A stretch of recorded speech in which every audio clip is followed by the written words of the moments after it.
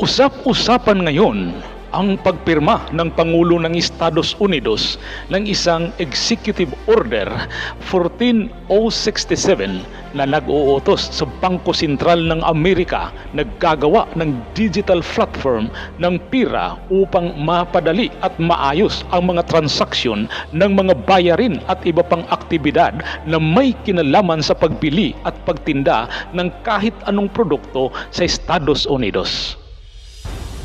Ibig sabihin, hindi ka na makapag-withdraw mula sa iyong bangko o kahit sa ATM ng physical na pira o banknotes dahil ito ay itatransfer na lang ng bangko sa iyo sa pamamagitan ng e-money, kung saan dapat nakarehistro ang iyong pangalan at pagkakilanlan o identity upang masiguro na hindi mapunta sa ibang tao ang iyong pera.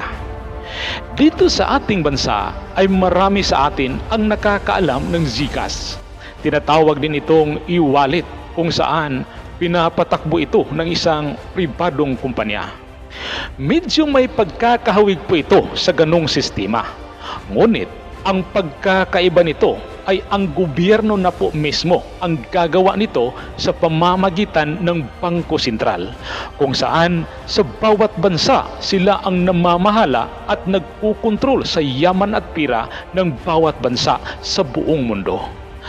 Ang bagong kautosang ito na pinirmahan ng Pangulo ng Estados Unidos ay sinuportahan naman ng mga malalaking kumpanya sa buong mundo kasi naniniwala silang mapigilan ang pagbagsak ng ekonomiya kung gawing digital ang lahat ng mga transaksyon sa pagninegosyo, pagbili at pagtinda dahil mas mabilis ang bawat transaksyon nito.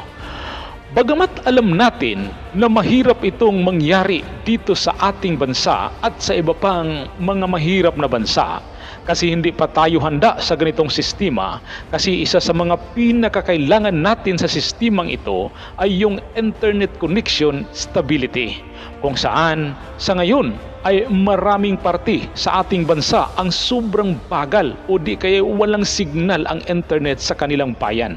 Paano pa kaya kung lahat ng mga tao ay kailangan laging nakakonekta sa internet kasi nandun yung pira nila? Sabi nga ng isang Filipino IT expert, yung traffic sa mga kalsada natin ay lilipat naman ngayon sa internet dahil sa sobrang dami ng mga taong gagawa ng transaksyon sa bawat segundo. Aniya, kailangan pa nating i-upgrade ng 5 hanggang 10 pieces ang internet stability dito sa ating bansa upang matupad ang layunin ng gobyernong gawing digital ang ating pera.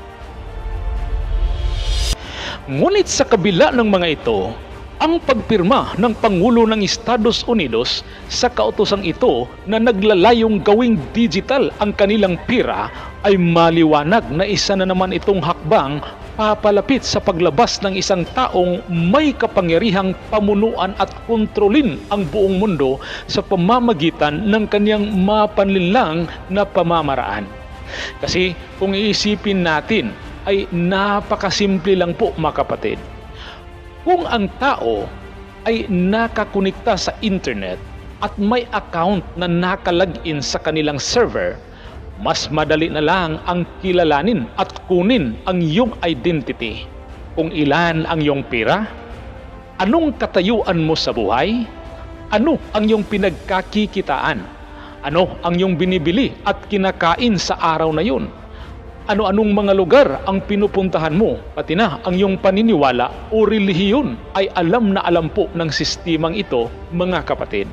Sa madaling sabi, kung gugustuhin ng pamahalaan ng anumang bansa na may ganitong sistema na kukontrolin ang galaw ng mga tao, ay napakadali lang para sa kanila ang gawin yun, mga kapatid. Isang halimbawa nito ay kung gusto mong gamitin ang iyong pera upang bumili ng isang bagay, pwede po nilang pigilan yun, mga kapatid, kung gugustuhin nila. Kasi kahit na sa iyo yung pera, ngunit sila naman ang may kontrol sa sistema kung kailan pwede o hindi pwedeng gamitin ang iyong sariling pera.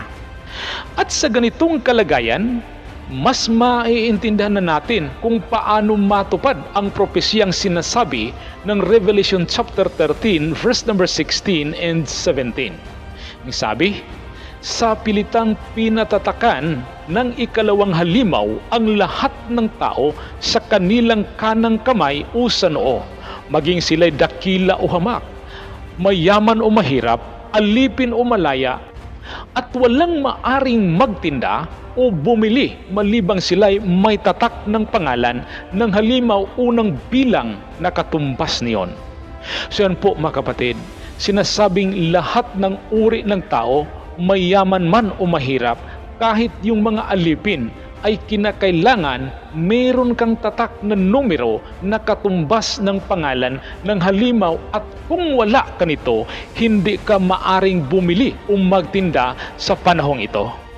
Mga kapatid, sabihin man nating matagal pa bago mangyari ito, o di kaya isipin man nating coincidence lang ang mga nangyayaring ito, ibig kong sabihin, yung pagpirma ng Pangulo ng Estados Unidos nang nag-uutos ng Bangko Sentral na gawing digital ang kanilang pera.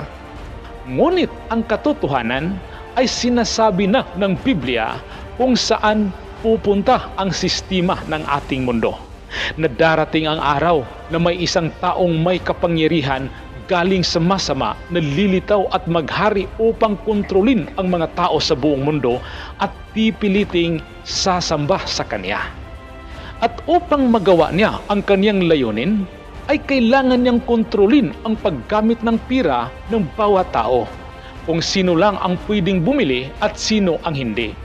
Nang sa ganun ay mahawakan niya sa liig ang bawat individual. Mga kapatid, mag-ingat po tayo.